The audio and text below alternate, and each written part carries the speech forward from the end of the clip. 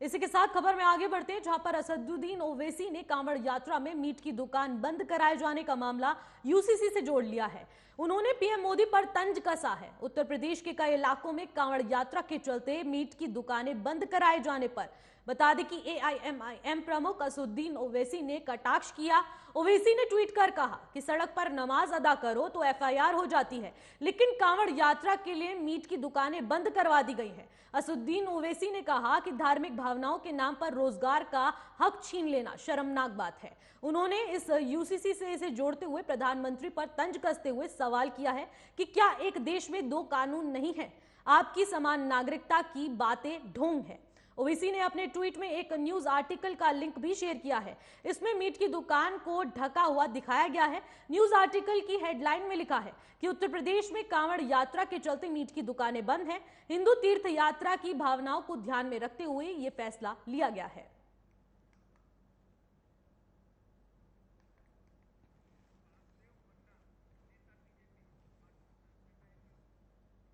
इस खबर पर अधिक जानकारी के साथ बीजेपी नेता वासुदेव मन्ना भी हमारे साथ जुड़ चुके हैं।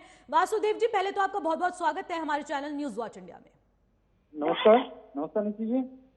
वासुदेव जी, सबसे पहला सवाल मैं आपसे लेना चाहूंगी। वासुदेव जी, सावन महीना की हार्दिक शुभकामनाएं देता हूं आपके माध्यम से। आपके चैनल के सारे दर्शकों को पवित्र सावन महीना की हार्दिक शुभकामनाएं। बिल्कुल वासुदेव जी, मैं आपसे जानना चाहूंगी कि ओवैसी ने कांवड़ यात्रा को लेकर एक ट्वीट किया है जिसमें उन्होंने कहा है कि मीट की दुकानें तो बंद करा दी गई हैं, लेकिन यूसीसी की बात भी की जा रही है, तो एक ही देश में दो कानून कैसे हो सकते हैं? देखिए, बात यह है कि इस देश में जो लोग मानते थे कि इस देश को सल्तनत में 800 साल हमने इस सल्तनत को राज किया है, 800 साल गुलामी का जकड़ में रखा है, फिर भी उस विशेष संप्रदाय के मानने वाले जमाले जालिम नामक विशेष संप्रदाय के विशेष ठेकेदार जब इस तरह की बातें करते हैं, जो केवल और केवल समानता में भी सांप्रदायिकता ढूंढने की कोशिश करता है और इसको यूसीसी के साथ बेतुकी से जोड़ देता है, ये सचमुच शर्मनाक है। जब इन्होंने पिछली साल जब अपने आपको भी याद होगा, जब पिछली साल मीडिया रिपोर्ट उठा के देख लीजिए, जब पवित्र सावन महीना में ही ऐसे कांवड़ यात्रा में मांस के टुकड़े फेंके गए थे कांवड़ यात्रियों के ऊपर, तब इन्होंने वही मौन धारण करके रखा था। और यही मानने वाले ठेकेदार हैं जमाले जालिम नामक विशेष संप्रदाय का, वो यही माली के आका है। ये असदुद्दीन ओवैसी ऐसे माली के आका है जो तब तो मौन रहते हैं, लेकिन उस वक्त बोलते हैं कि ऐसा परिस्थिति आते हैं जब ये बोलने तक भी पीछे नहीं हिचकिचाता है कि 15 मिनट के लिए हटा दो पुलिस, फिर दिखा देंगे हम। ये इस तरह की नफरत फैलाते हैं। जब आप सबके साथ सबका विकास का बात होता है, तब इन्हें समानता में भी, यूसीसी में भी सांप्रदायिकता इनको मिल जाती है, और विशेषता में भी ये लोग, विशेषता में भी इनको क्या कहना, मतलब इनको तो एक विशेष संप्रदाय के लिए ये पॉलिटिकल और विशेष संप्रदाय के लिए ना बोले तो इनके राजनीतिक जमीन ऐसे भी खिसक चुकी है, तो ये चलने वाला है नहीं दुकान। तो इसी तरह से दुकान चलाते हैं, ये नफरत की दुकान ही चलाते हैं।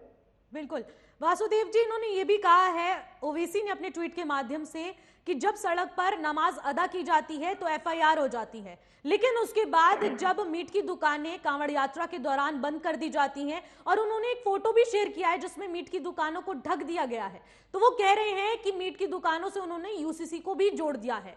तो आपको क्या लगता है ये किस हद तक सही है? देखिए, बात ये है, देखिए मैं एक सनातन ऐसी परंपरा है ना जो नफरत नहीं प्रेम की आदि है, और गर्व से कहते हैं कि हम सनातनवादी है, ये गर्व से कहता हूं।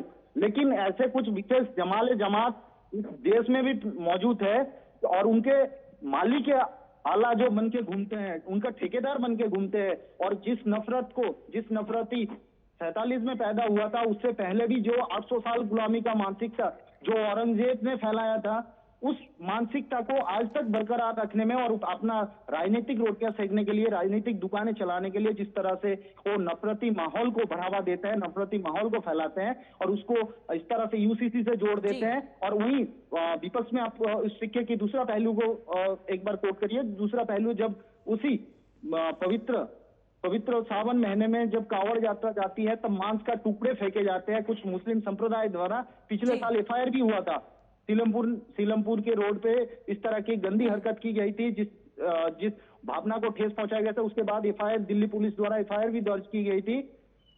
लेकिन उस वक्त वो मौन थे, क्योंकि बिल्कुल। विशेष संप्रदाय को खुश करना था, अपना राजनीतिक रोटियां सेकने के लिए, अपना राजनीतिक पॉलिटिकल स्वार्थ चलाने के लिए, अपनी दुकान चलाने के लिए उसको तो उस समय मौन रहना था।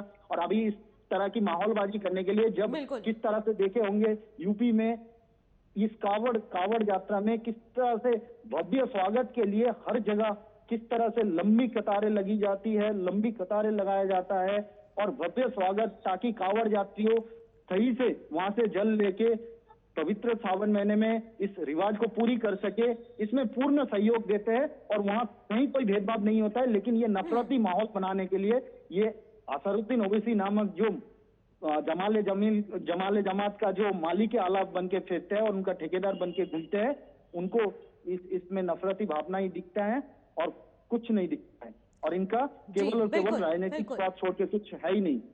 वासुदेव जी, आपको ऐसा नहीं लगता कि ओवैसी लगातार जो ऐसे बयान कर रहे हैं, उससे पहले उन्होंने एक बयान दिया था कि यूसीसी का जब तक ड्राफ्ट नहीं आ जाता हम तब तक यूसीसी के जिसे कहेंगे कि समर्थन में नहीं उतरेंगे, लेकिन उसके बाद अब ड्राफ्ट आने से पहले ही वो इस मीट की दुकानों को बंद करने के दौरान धार्मिक भावनाओं को जोड़ते हुए ये तमाम बातें कह रहे हैं। आपको क्या लगता है कि ये यूसीसी के खिलाफ एक और साजिश हो सकती है?